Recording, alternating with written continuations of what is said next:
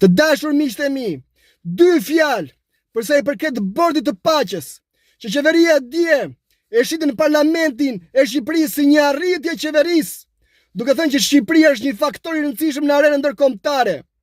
Për bordi i paqes, i cili ka ardhur një ftesë Shqipërisë, është një ftesë e cila është dërguar të gjithë shteteve, pa përjashtim. Dhe mbi të gjitha, ftesa që ka ardhur Shqipërisë nga bordi i paqes është një ftesë e cila nuk ka asnjë lloj rëndësie.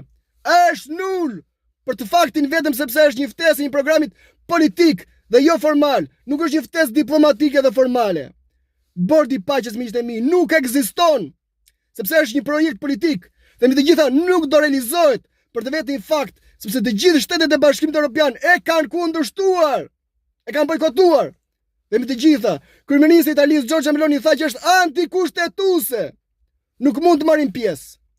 Kurse ne dhe qeveria jon e aprovon me një procedurë të përshpejtuar nga parlamenti, duke mos e diskutuar.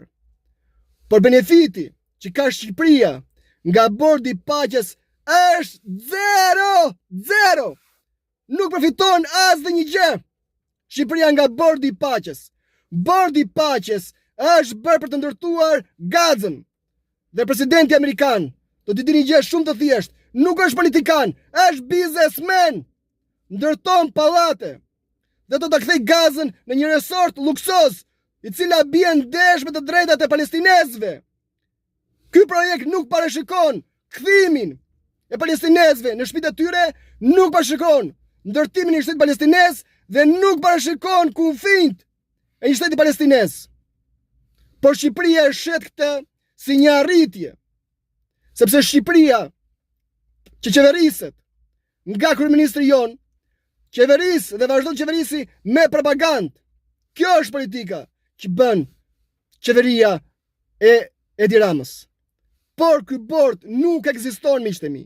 Nuk ekziston dhe nuk do të realizohet, sepse është një projekt politik i cili nuk do të realizohet.